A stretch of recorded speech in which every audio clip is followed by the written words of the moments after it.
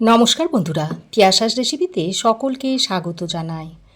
আজ আমি আম দিয়ে মাছের একটা দুর্দান্ত স্বাদের রেসিপি আপনাদের তৈরি করে দেখাবো, যেটা গরম ভাতের সঙ্গে খেতে দুর্দান্ত লাগে। আর এই গরমের দিনে এইভাবে আম দিয়ে মাছের তরকারি হলে পুরো ভাত শেষ হয়ে যাবে আর খাওয়াটাও খুবই তৃপ্তি করে হবে।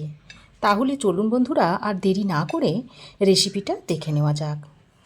আম দিয়ে মাছের রেসিপিটা তৈরি করার জন্য 3 পিস রুই মাছ নিয়েছি। এবার এই মাছটাকে একটু ম্যারিনেট করে নেব। তার জন্য পরিমাণ মতো নুন আর হলুদের গুঁড়ো মাছের গায়ে ভালো করে মাখিয়ে নিচ্ছি। আমি আমার প্রয়োজন মতো 3 পিস মাছ দিয়ে রেসিপিটা তৈরি করে আপনাদের দেখাচ্ছি, তবে আপনারা আপনাদের প্রয়োজন অনুযায়ী মাছটা বাড়িয়ে বা কমিয়ে নিতে পারেন। তো মাছের গায়ে আমি নুন হলুদ খুব ভালো করে মাখিয়ে নিয়েছি। এবার আমি এই মাছটাকে এক সাইডে সরিয়ে রেখে দিচ্ছি। তারপর এই আমটাকে আমি রেডি করে নেব। তো আমের মুখের অংশটা এইভাবে কেটে ফেলে দিচ্ছি। তারপর আমের খোসাটাকে ছাড়িয়ে নিচ্ছি। এখনও আমের মধ্যে কিন্তু আঁটি জমেনি। আমগুলো একটু এখন কচি রয়েছে। আর এই কচি আম দিয়ে এরকম মাছের রেসিপিটা তৈরি করলে খেতে দুর্দান্ত লাগবে। এই গরমের সময় আমাদের খেতে কিন্তু ভালো লাগে না, মুখে কোনো রুচি থাকে না। তো এই আম দিয়ে যদি এইভাবে মাছ রান্না করে খাওয়া হয় তাহলে কিন্তু মুখের রুচিটা ফিরে আসে আর ভাতটা তৃপ্তি করে খাওয়াও যায়। তো দেখুন, আপনাদের সঙ্গে কথা বলতে বলতে আমের খোসাটাকে আমি ছাড়িয়ে নিয়েছি। এবার এই আমটাকে প্রথমে এইভাবে মাছ বরাবর কেটে নিচ্ছি। তারপর এই আমটাকে আবারও 3টে টুকরো করে নিচ্ছি।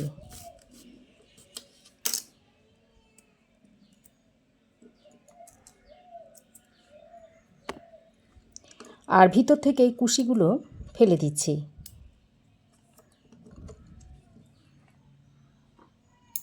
তো আমটাকে আমি কেটে নিয়েছি। তারপর এই আমগুলোকে সঙ্গে সঙ্গে এইভাবে জলের মধ্যে ডুবিয়ে রেখে দিতে হবে, তা না হলে আমটা কালো হয়ে যাবে। এবার আমি একটা ছোট বাটি নিয়েছি। এই বাটির মধ্যে ছোট 1 চামচ পরিমাণ কালো সর্ষে দিয়ে দিচ্ছি।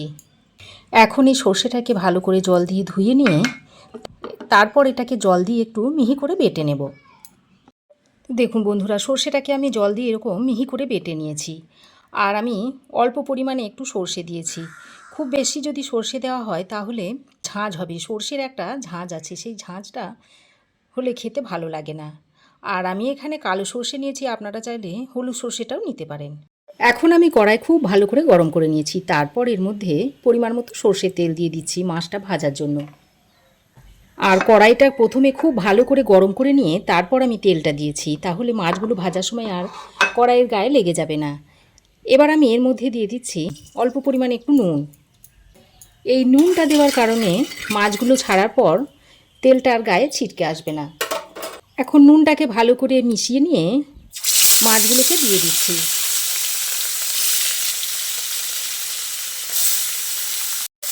মাছের এক সাইড আমি ভালো করে ভেজে নিয়েছি। তারপর মাছটাকে এইভাবে উল্টে দিচ্ছি। আর মাছটাকে খুব বেশি কড়া করে ভাজবো না, একটু হালকা করে ভেজে নেব। একটু হালকা করে ভাজলে মাছটা খেতে ভালো লাগবে।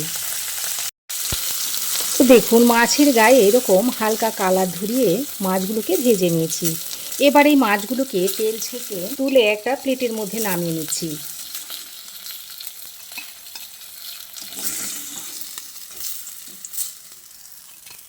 দেখুন, ঠিক এই রকম একটু হালকা কালার ধরিয়ে মাছগুলোকে ভেজে নিতে হবে। মাছ ভেজে তুলে নেওয়ার পর ওই যে বাকি তেলটা রয়েছে ওই তেলেই আমি রান্নাটা করে নেবো, আর বেশি তেল দেব না। এবার এই তেলের মধ্যে 2টো শুকনো লঙ্কা দিয়ে দিচ্ছি। একটা শুকনো লঙ্কাকে ফাটিয়ে দিয়েছি আর একটা ছিঁড়ে দিয়ে দিচ্ছি, এতে করে ফ্লেভারটা ভালো আসবে। আর 1/2 চামচ পরিমাণ দিয়ে দিচ্ছি কালো সর্ষে। এইবার ফোড়নটাকে ভেজে নিয়ে আমগুলোকে দিয়ে দিচ্ছি।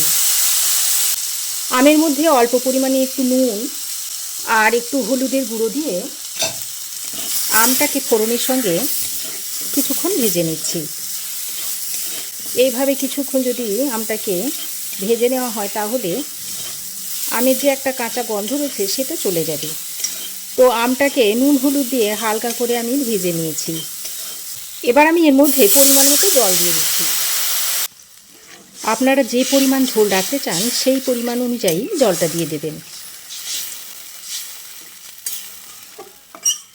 জলটা দিয়ে আমটাকে ভালো করে নেড়ে চেড়ে মিশিয়ে নিচ্ছি।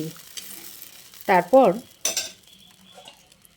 একটা ঢাকনা লাগিয়ে 3-4 মিনিট মতো রান্না করে নিচ্ছি। ঢাকা দিয়ে আমি 3-4 মিনিট মতো আমটা রান্না করে নিয়েছি। আর দেখুন আমটা খুব সুন্দর সেদ্ধ হয়ে গেছে।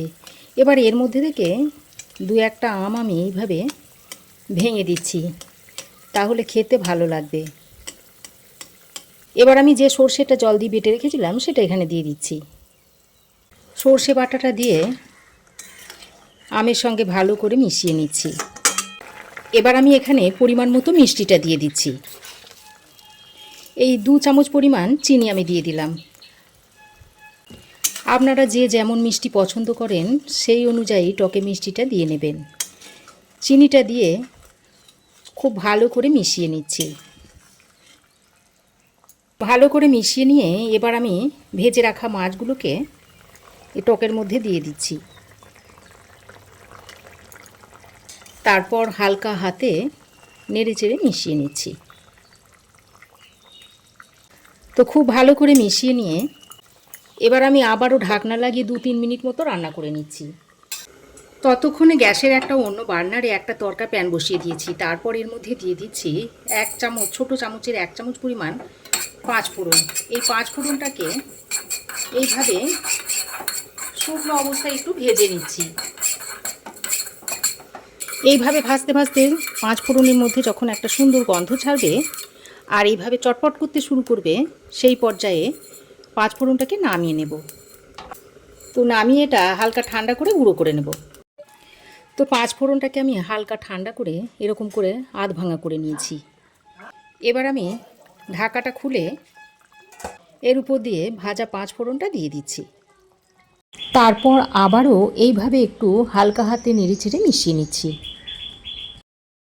তারপর ঢাকা দিয়ে আরও 1-2 মিনিট মতো ফুটিয়ে নেব। ঢাকা দিয়ে আরও 1-2 মিনিট মতো ফুটিয়ে নিয়েছি। এবার গ্যাসের ফ্লেম বন্ধ করে ঢাকা দিয়ে কিছুক্ষণ স্ট্যান্ডিং টাইমে রাখার পর সার্ভ করে দেব। দেখুন মাছের টকটা কি দুর্দান্ত দেখতে হয়েছে। এই গরমে যখন মুখে একদমই রুচি থাকে না তখন এইভাবে আম দিয়ে মাছের টকটা তৈরি করে খেয়ে দেখতে পারেন। আশা করছি খুবই ভালো লাগবে খেতে। তাহলে বন্ধুরা, কাঁচা আম দিয়ে আমার এই দুর্দান্ত স্বাদের মাছের টকের রেসিপি আপনাদের কেমন লাগলো অবশ্যই একটা কমেন্ট করে জানাবেন। ভালো লাগলে একটা লাইক ও শেয়ার করবেন। পাশে থাকা বেল আইকনটা অবশ্যই প্রেস করে দেবেন। আর আমার চ্যানেলে যদি নতুন হয়ে থাকেন তো প্লিজ চ্যানেলটাকে সাবস্ক্রাইব করার অনুরোধ রইল। আজ এ পর্যন্তই। আবার দেখা হবে নতুন কোনো রেসিপি নিয়ে নেক্সট এপিসোডে। সে পর্যন্ত ভালো থাকবেন, সুস্থ থাকবেন। ধন্যবাদ।